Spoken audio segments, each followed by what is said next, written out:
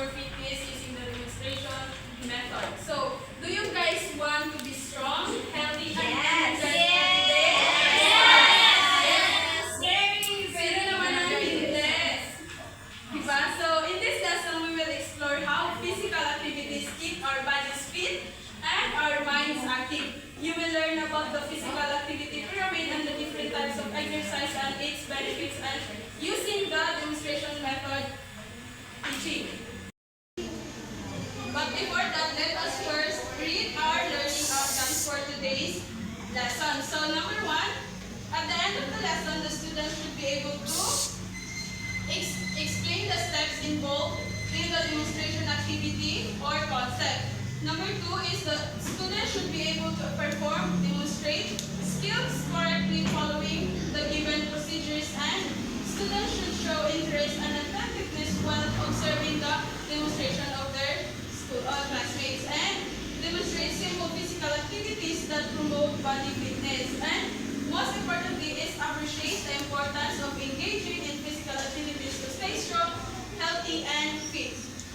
So our first question is mag-warm up muna tayo. Yes, stand up muna kayo guys. 3 minutes lang naman siya ng exercise para magising ang brain. Makagulang ako magulang. Kaya nyo lang muna sa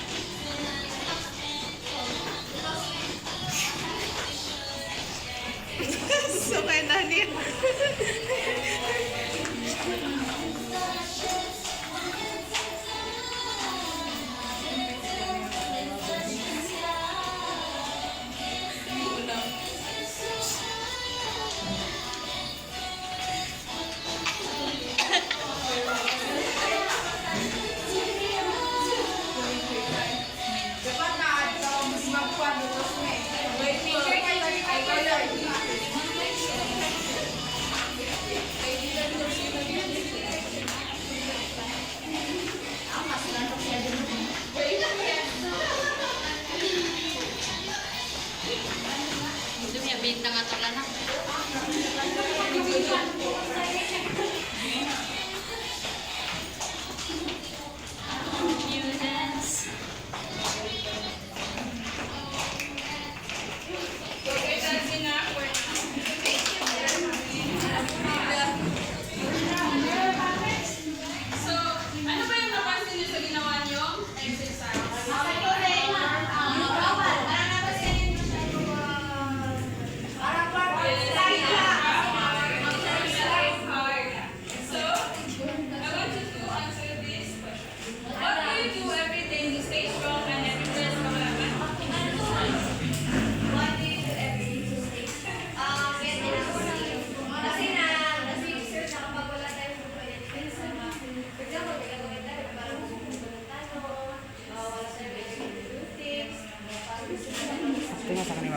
So thank you. Aside from kailangan natin na tulog, ano ba yung mga dapat natin ginagawa to stay strong or energized? For me, it's very important na mag-exercise para hindi lang yung isip natin yung nagigising para yung katawan din natin, yung mga buto and everything. It's discipline and energy.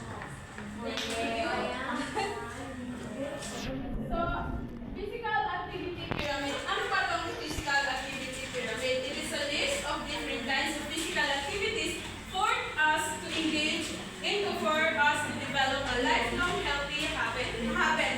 Being active while you are still young can help you attain good health and fitness. Ito pa ba yung sinasabi na kapag bata pa tayo na nag-exercise is ma-attain natin yung good health in the future or sa pagtanda natin is hindi tayo palaging sa gilid. So, meron physical activity pyramid is divided into four groups. Let us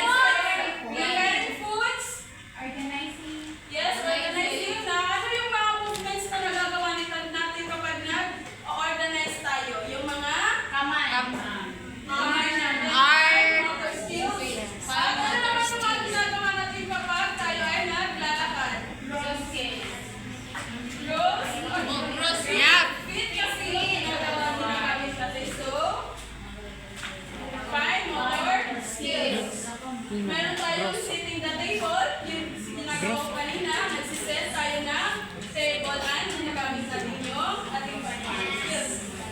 Sa washing din, sa washing is, it is considered as moderate activities na ginagawa natin every morning or bago tayo pumasok sa school. And walking, of course, fixing our bed. And then, group 2 is made up of strong activities. Ano ba itong mga strong activities na ginagawa sa group 2? Meron tayo?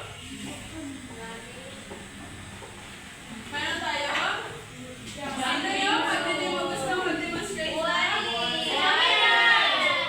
Si Wari. Okay. I-demonstrate mo dito kung yung pag-jumping rope. 1,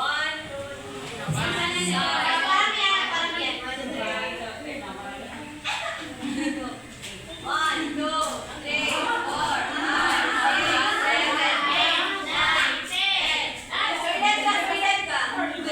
Thank you very much. Ano ba yung mga vigorous activities natin? Hula hoop? Not so much.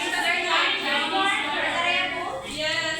So, group 2 is made up of strong activities like yung jumping rope, playing balls, or swimming. And bike racing kasi, yung heart natin is nag-race, nagpa-function ng pag-race. Kaya, yung jumping rope and racing bikes is one of the strong activities in group 2.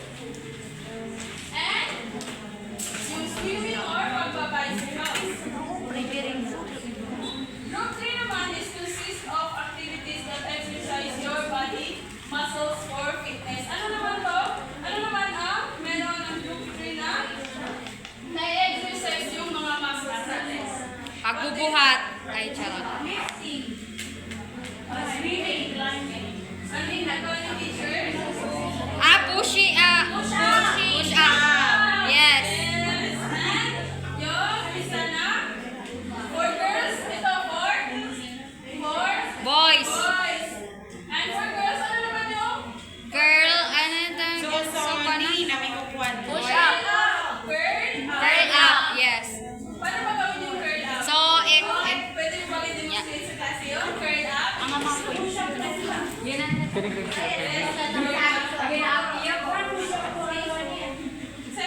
ada participation saya oh. Curl up! Ay, curl up! Curl up!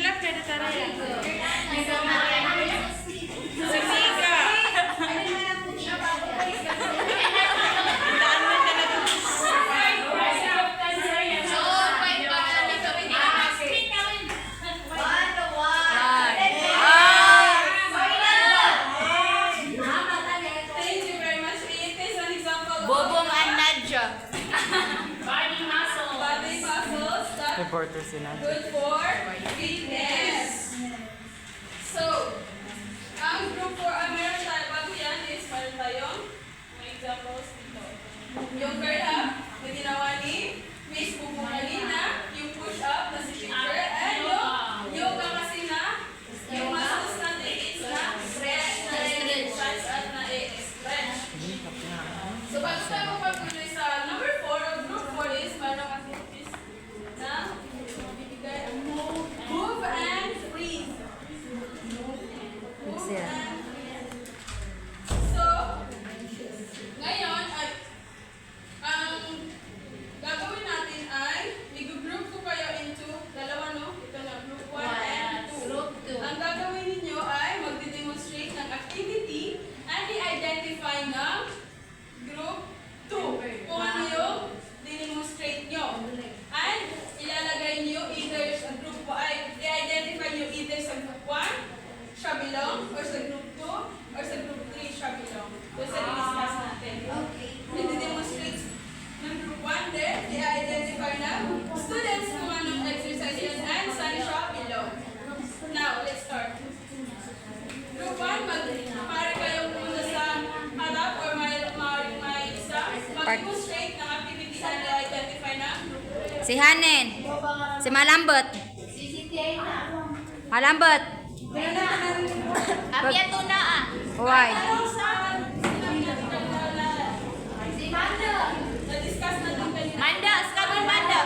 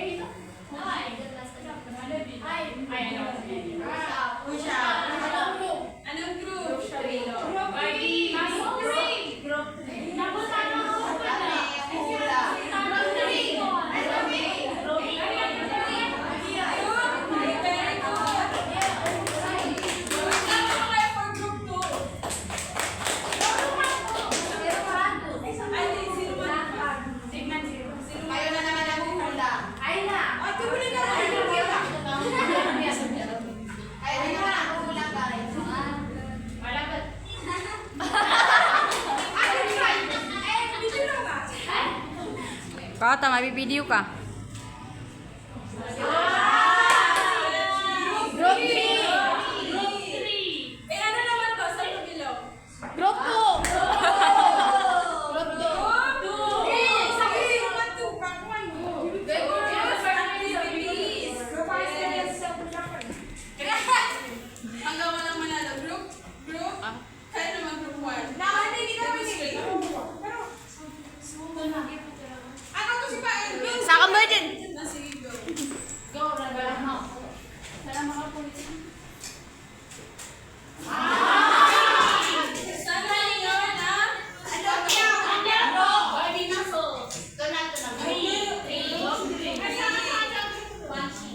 Ay, sa group 2 na sige.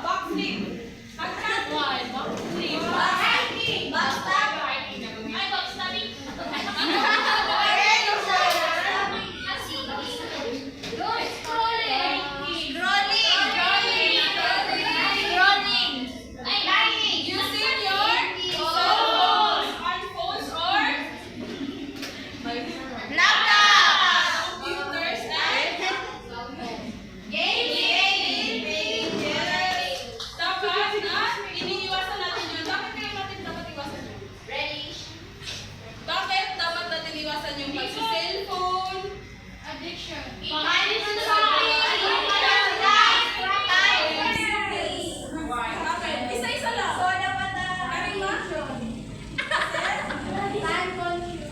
Time consuming at bakit?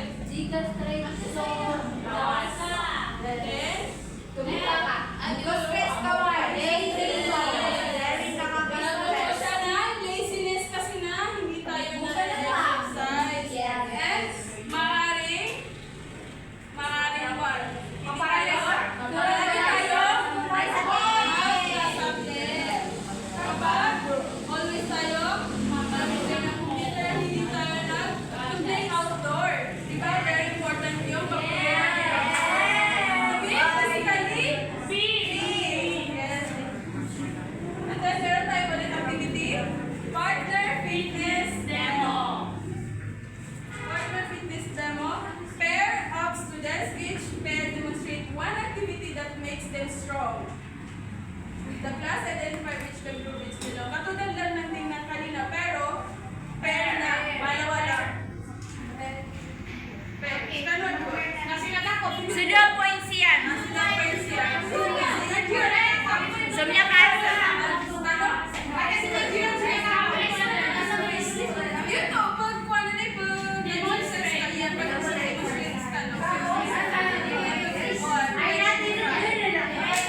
Mando ay na.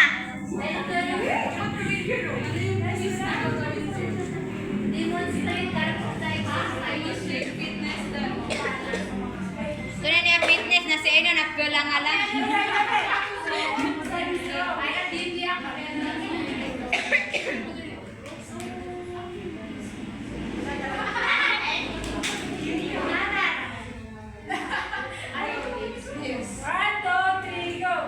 Motor.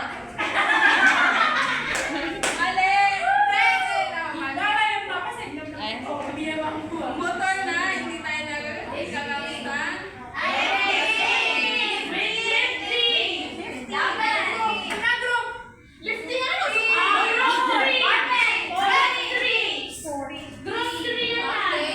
Four na sa mga bawal.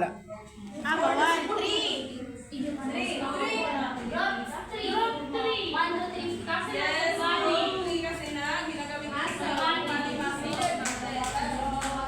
and then,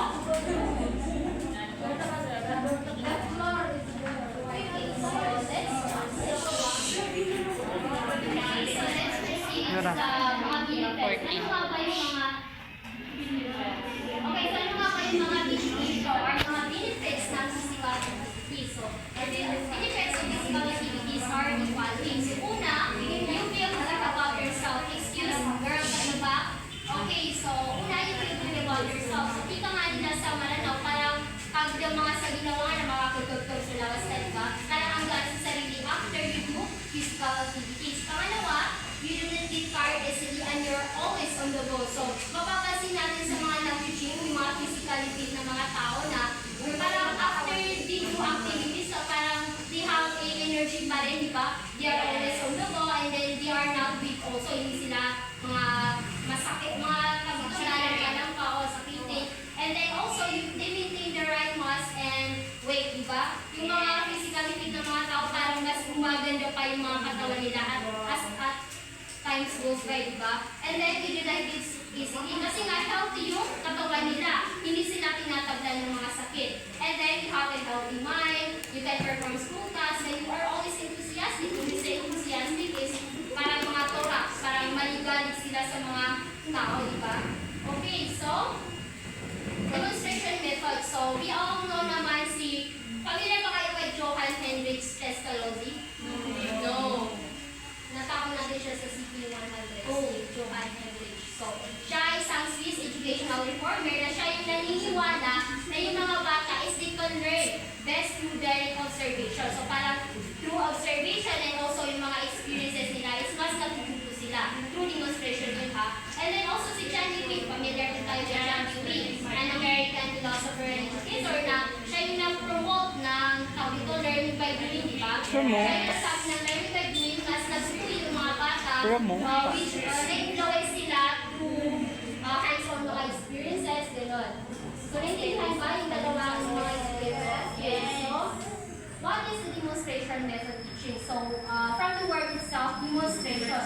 So, yan yung tawag ito, yan yung way ng pagtuturo na gumagamit tayo ng mga visual tools like yung mga posters, flip charts, or PowerPoint slides. So, dito tayo familiar masyado sa PowerPoint slides, di ba? Itong ginagawa natin is, it is part of the demonstration method teachings. And then, para ma-explain natin ng maayos, ma-explain natin ng maayos yung mga discussion natin sa mga bata through that mga visual tools. And then, kailangan si teacher in a demonstration, kailangan niyang magpakita kung ano nga ba yung gagamitin or ano nga ba yung gagawin ng isang estudyante. Demonstration nga, di ba? Okay, so, as a teacher, okay, so pag nag-demonstration, ay hindi ako galit Okay, so pag nag-demonstration tayo, kailangan natin i-breaking down kasi hindi natin, yung mga bata kasi, mahirap yan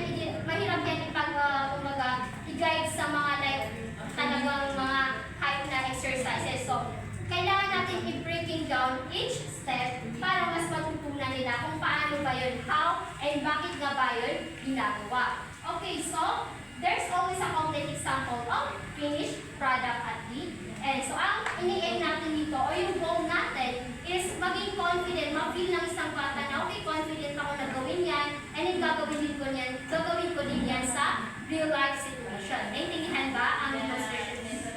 Yes. Okay, so, nag-okay doon so discussion naman?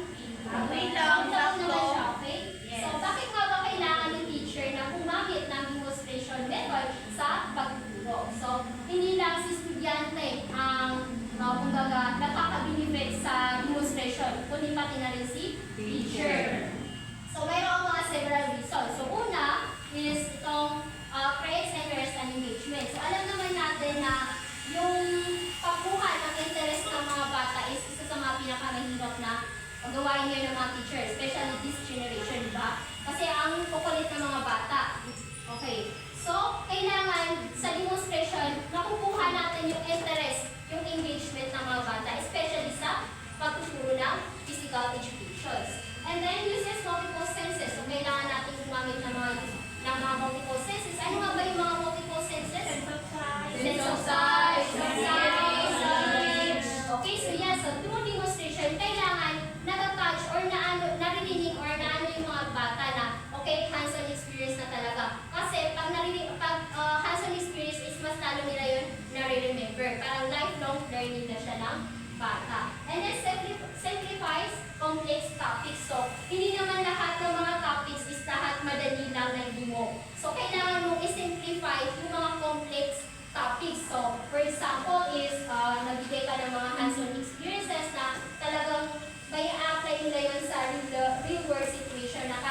complex siya, may apply pa rin ng isang bata. Naintindihan ka?